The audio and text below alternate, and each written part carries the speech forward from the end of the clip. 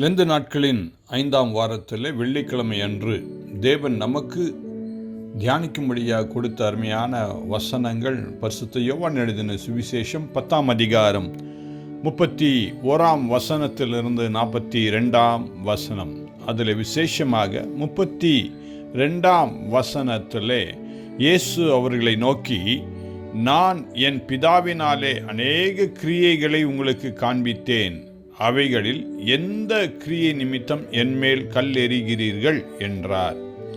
அருமையான இயேசு கிறிஸ்து உலகத்தில் இருக்கும் பொழுது யூதர்கள் மறுபடியும் அவர் மேல் கல் எறியும்படியாக கல்லுகளை எடுத்து கொண்டார்கள் என்று சொல்லி அதுக்கு முந்தின 31ஆம் வசனத்திலே நாம் காண்கின்றோம்.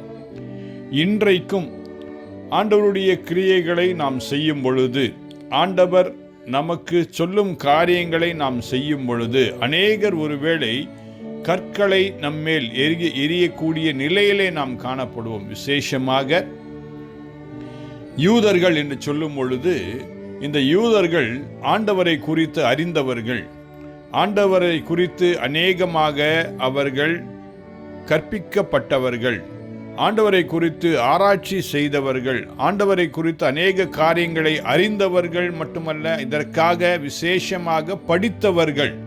ஆம், ஒருவேளை இந்நாட்களிலே திருச்சபைகளிலே நாம் பார்க்கலாம், அநேக மேதாவி என்று சொல்லுகின்றவர்கள் அல்லது திருச்சபையின் முக்கிய பொறுப்புகளிலே உள்ளவர்கள் தான் நம்ம கல்லெறிவார்கள்.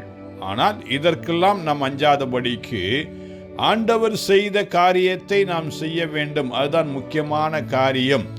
வேறு ஏதாவது ஒரு காரியத்தை அவர்கள் எதிராக நாம் செய்வது ஆண்டவருடைய காரியங்களில் நாம் ஈடுபடும் காரியமாக அது இல்லாதபடி போய்விடும். ஆகவே இயேசுவானவர் இப்பேற்பட்ட நிலையில் என்ன செய்தார் என்பது லெந்து நாட்களிலே நாம் சற்று நிதானித்து நாம் பார்க்க வேண்டும்.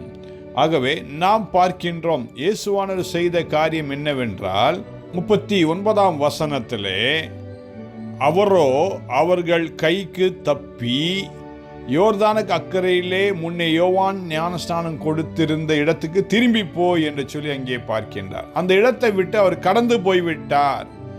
அவர் நின்று தர்க்கம் பண்ணி கொண்டு இருக்கவில்லை. இவர்கள் கல்லெறிவார்கள் சொன்ன உடனே அங்கிருந்து அவர் விலகி போய்விட்டார்.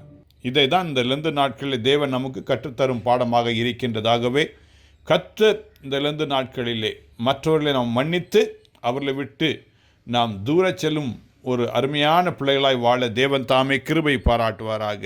ஆமேன்.